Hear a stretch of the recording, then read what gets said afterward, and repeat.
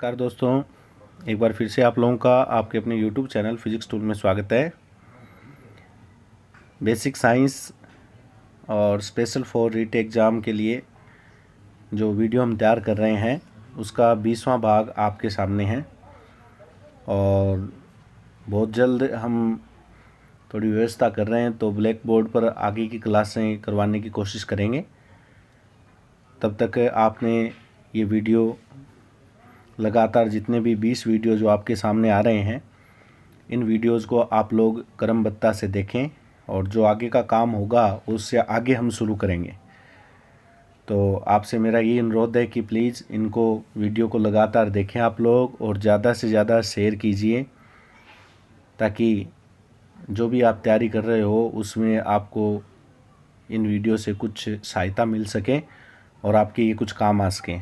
क्योंकि हम आप लोगों के लिए ये तैयार कर रहे हैं तो हमारा यही आपसे अनुरोध है कि वीडियो को पूरा देखें और ज़्यादा से ज़्यादा अपने इस चैनल को शेयर भी कीजिए ताकि हमारा मनोबल बना रहे।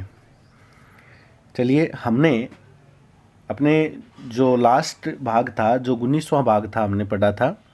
उस 19वें भाग के अंदर हमने न्यूटन की गति के दूसरे नियम के बारे में अध्ययन किया। ठीक है, तो एक बार हम दूसरे भाग को थोड़ा सा रिपीट कर लेते हैं ताकि आप लोगों की वो चीज़ एक बार दोबारा समझ में आ जाए। ये है अपना 19वां भाग, न्यूटन की गति का दूसरा नियम और संवेग संरक्षण का नियम इसे हम कहते हैं।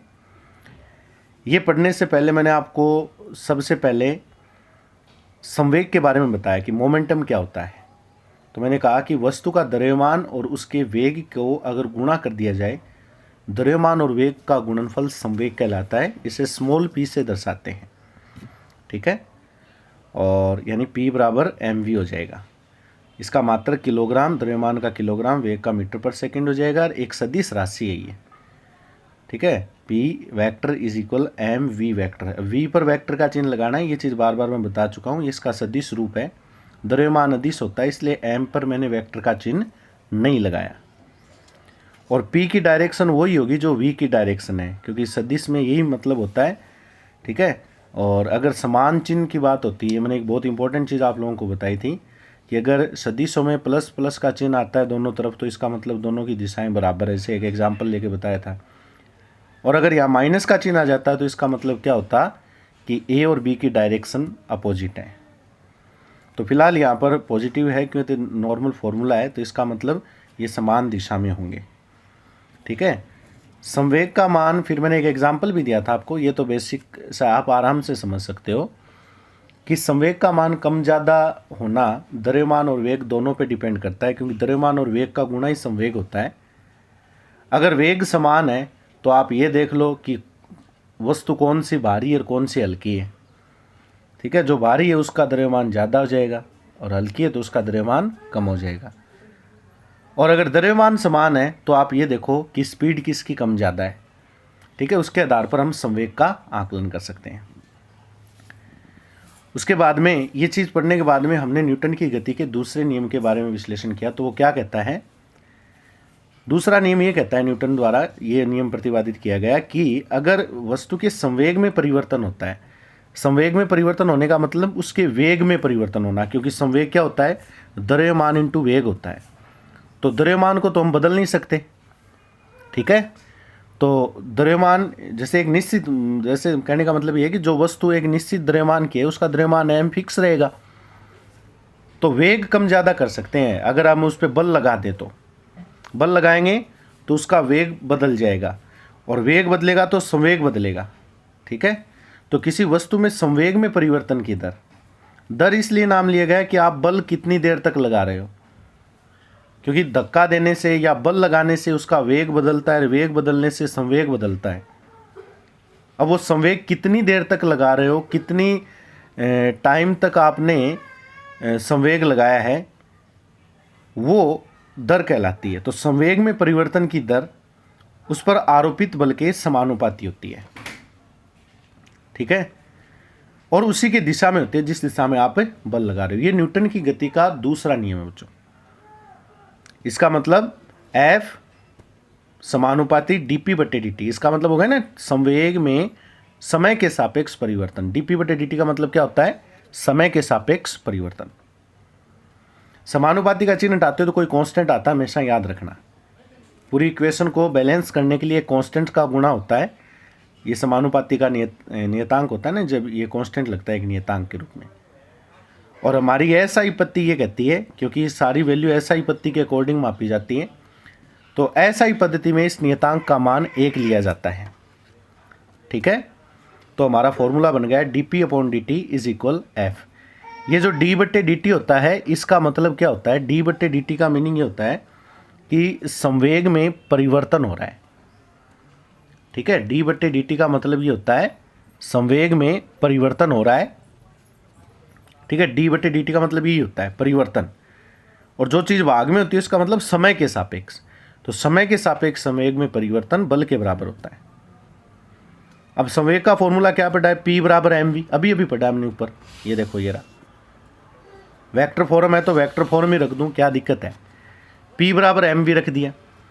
अब वही बात आ गई, जब बल लगा रहे हो तो समय के सापेक्ष क्या द्रव्यमान बदल रहा है क्या वस्तु का? नहीं, द्रव्यमान नियत है तो मैंने बाहर निकाल दिया। वेग बदल रहा है, स्पीड कम ज़्यादा हो रही। ठीक है, तो dv बटे dt इज इक्वल एफ बराबर में पड़ा है। अब dv इसका मतलब है वेग में परिवर्तन। क्यों? d लगाता है ना, किसी भी चीज़ में d लग जाता है।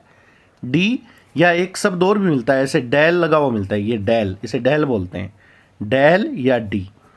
ये दोनों अगर किसी राशि के आगे लगे हुए हैं तो इसका मतलब उसमें परिवर्तन हो रहा है।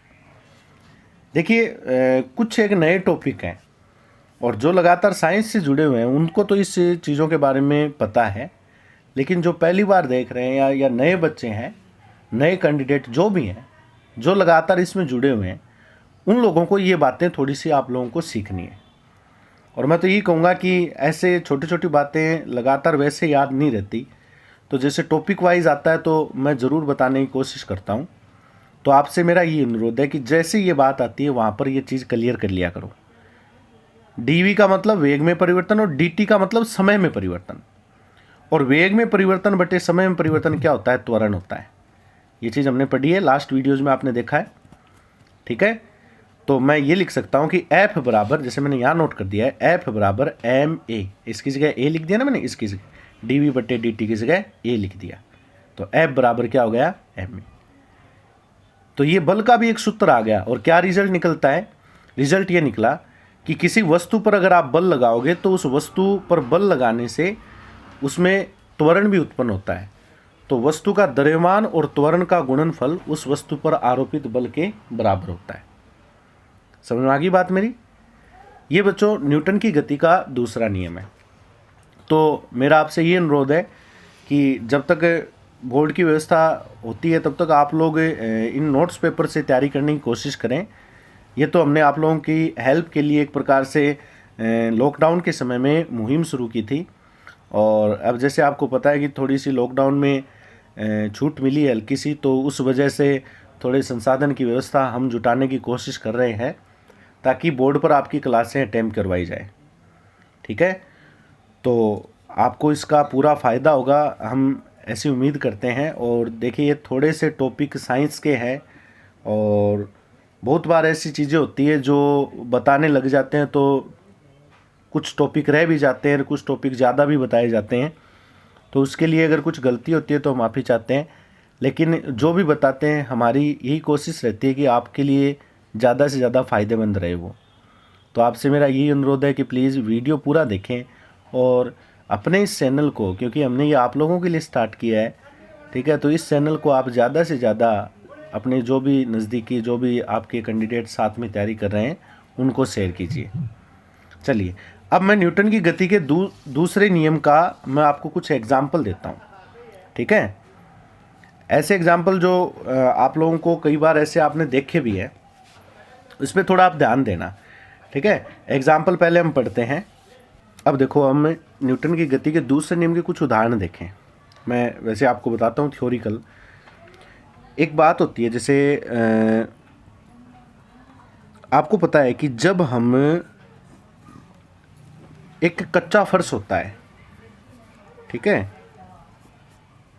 और एक होता है पक्का फर्श। ठीक है, पक्का फर्श जैसे जिसमें टाइल्स लगी होती हैं, तो कई बार हम गिर जाते हैं। तो जब कच्चे फर्श पे गिरते हैं जिसमें मतलब मिट्टी हो, तो कच्चे फर्श पर हमें चोट लगने की संभावना कम होती है और पक्के फर्श पर चोट ज़्यादा लगती है। इसके पीछे कारण क्या होता है? ठीक है, कच्चा फर्श होता है उसमें चोट कम लगती है, ये इसका एक एग्जाम्पल है। और पक्का जो फर्श होता है, पक्के फर्श में चोट ज़्यादा लगती है, ज़्यादा चोट लगने की संभावना होती है। इसके पीछे रीज़न क्या होगा कि जब पक्के फर्श पे गिरते हैं तो उस दौरान संवेग परिवर्तन होने में जो टाइम है वो बहुत कम लगता है। संवेग परिवर्तन इतना जल्दी होता है कि समय बहुत ही कम लगता है। और जब संवेग परिवर्तन बहुत जल्दी होता है पक्के फर्श पर, तो देखो संवेग में परिवर्तन ज़्यादा होगा तो बल ज़्यादा लगेगा, ठीक है, और बल ज़्यादा लगने से हमें चोट आने की संभावना भी क्या होगी? ज़्यादा होगी। इसके अलावा कच्चा जो फर्श होता है ना, मिट्टी वाला फर्श, कच्चे फर्श में जब हम गिरते हैं तो चोट कम लगती है। इसके पीछे रीज़न क्या है कि कच्चे फर्श में जो मिट्टी होती है वो धंस जाती है, जिसकी वजह से संवेग परिवर्तन में समय ज़्यादा लग जाता है। और संवेग परिवर्तन में समय ज़्यादा लगने के कारण, अब देखो समय ज़्यादा लगेगा तो संवेग परिवर्तन भी कम होगा और बल भी कम लगेगा, और बल कम लगने से हमें चोट आने की संभावना भी कम होती है। ये इसका एक एग्जाम्पल है।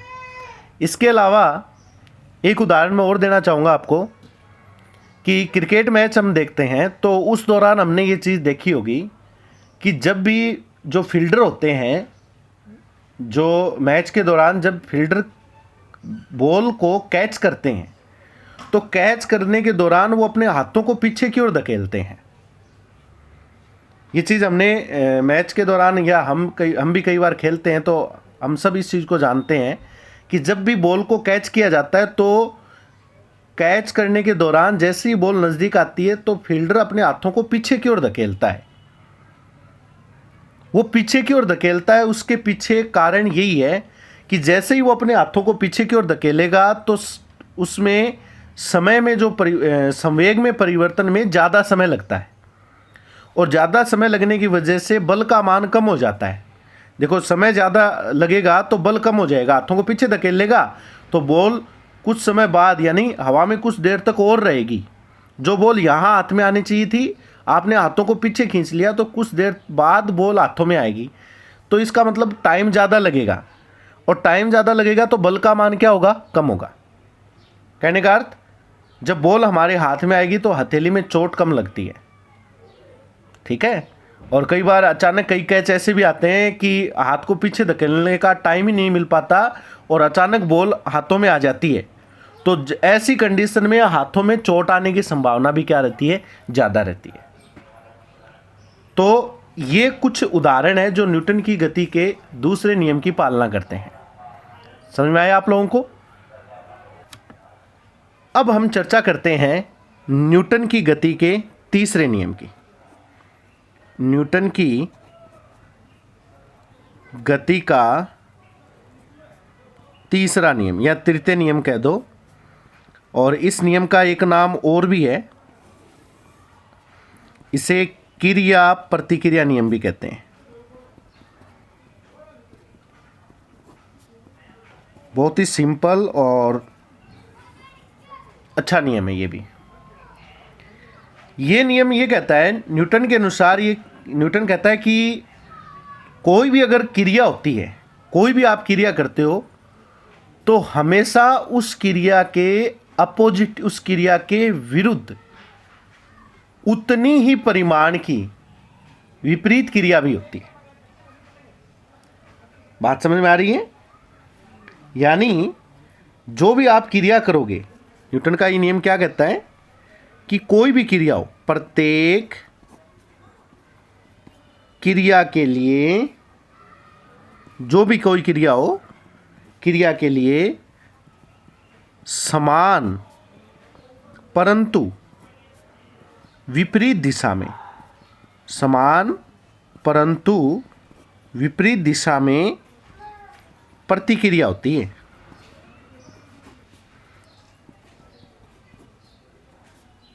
इसलिए इस नियम को क्रिया प्रतिक्रिया का नियम भी कहते हैं और यही न्यूटन की गति का तीसरा नियम है। ठीक है, बात ये ध्यान रखनी है कि जो भी आप क्रिया करोगे उसके जस्ट अपोजिट उतने ही रिजल्ट की विपरीत दिशा में प्रतिक्रिया होगी। जैसे मैं एक उदाहरण बताऊं कि ये कोई वस्तु है ए और ये है वस्तु बी। अब वस्तु ए द्वारा वस्तु बी पर कोई बल लगाया जा रहा है, तो वस्तु बी द्वारा अब जितना बल लगाया जा रहा है ना, जैसे मानो मैंने कह दिया F बल लगाया जा रहा है, तो वस्तु बी द्वारा भी वस्तु ए पर अपोजिट डायरेक्शन में यानी विपरीत दिशा में उतना ही बल लगाया जा रहा है। वस्तु ए बी पर कितना बल लगा रही थी F, तो वस्तु बी भी ए पर F बल लगाएगी। ठीक है, लेकिन दिशा क्या होगी इसकी, विपरीत होगी। यह न्यूटन की गति का तीसरा नियम है। अब ए बी पर बल लगा रही है, ये तो कहलाती है क्रिया एक दिशा में। ठीक है, और बी ए पर जो बल लगा रही है इसे कहेंगे प्रतिक्रिया। कौन सी दिशा में, विपरीत दिशा में। यानी प्रत्येक जो भी एक्शन होता है, क्रिया मतलब कोई भी आप एक्शन लोगे, ठीक है, कोई भी क्रिया करोगे उसके जस्ट अपोजिट उसका रिएक्शन होगा। ठीक है, इसलिए इसको एक्शन रिएक्शन रूल भी कहते हैं। ठीक है, प्रत्येक एक्शन के अपोजिट रिएक्शन होगा। ठीक है, अब इसके एग्जाम्पल देखें। बहुत ही सिंपल और साधारण सा नियम है ये, और इसके उदाहरण भी बहुत अच्छे अच्छे हैं। जैसे पहला उदाहरण मैं यहां पर आपके सामने रखना चाहूंगा कि जब कोई आदमी, कोई भी तैराक पानी में तैरता है, कोई भी तैराक की बात करें, जब तैराक पानी में तैरता है तो इस दौरान वो क्या करता है, अपने हाथों से पानी को पीछे की ओर धकेलता है। हमने देखा है ये चीज़। अब देखिए, ये पॉइंट थ्योरिकल पॉइंट है, अब इनको समझना ही ज़्यादा इम्पोर्टेंट रहता है, और कोशिश कीजिए कि इनके बारे में आप जितने ज़्यादा एग्जाम्पल पढ़ोगे तब इन पॉइंट्स पर, इन नियम पर आप लोग आसानी से कन्फ्यूजन क्लियर कर पाओगे। ठीक है, और थ्योरिकली क्वेश्चन इनमें ज़्यादा उठते हैं, तो ध्यान देना इस चीज़ पर। जब भी कोई तैराक पानी में तैरता है तो वो क्या करेगा, अपने हाथों से ज़मीन को पीछे की ओर धकेलता है, पानी को पीछे की ओर धकेलता है, तो वो कहलाती है उसकी क्रिया। ठीक है, तैराक द्वारा अपने हाथों से पानी को पीछे की ओर धकेलना, हाथों से पानी को धकेलना, ये तो कहलाती है क्रिया।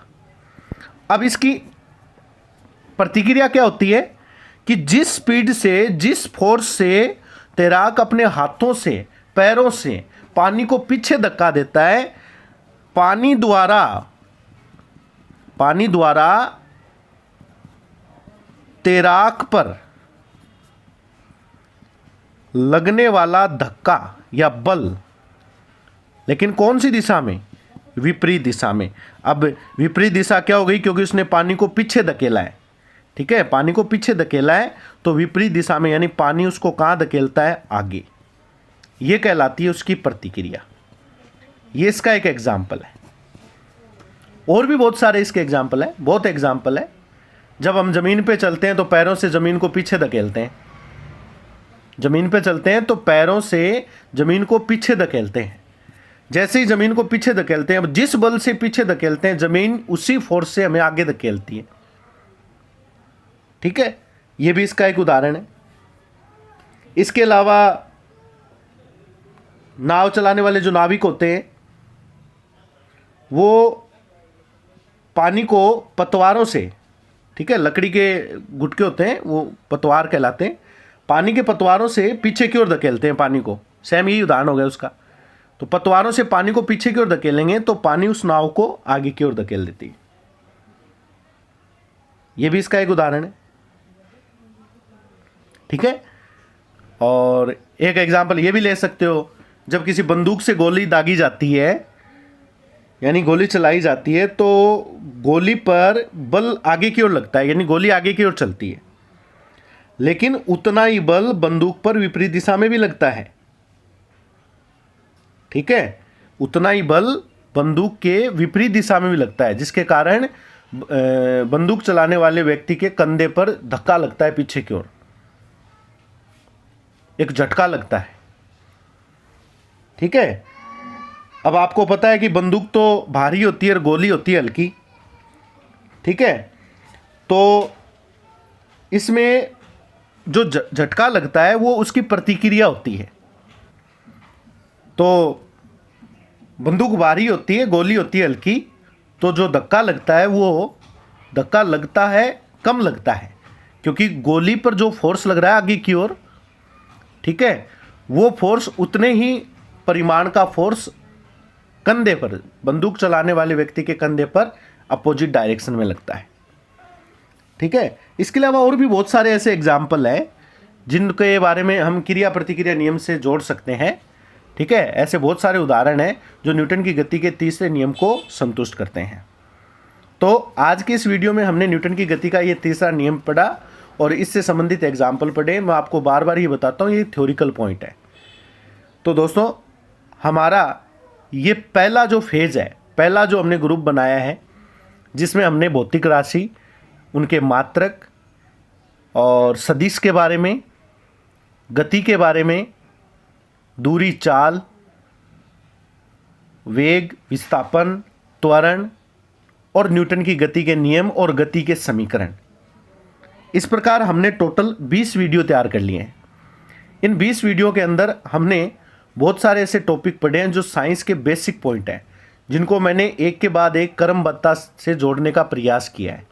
आगे से आगे आप बढ़ते जाओगे तो ये क्रमबद्धता से चलते जाते हैं। जैसे भौतिक राशि के बारे में पढ़ा, उनके मात्रक पढ़े। ठीक है। उसके बाद हमने गति के बारे में पढ़ा, दूरी विस्थापन के बारे में पढ़ा, सदिश के बारे में पढ़ा, कौन सी सदिश होती है, कौन से अदिश होते हैं, चाल वेग के बारे में पढ़ा।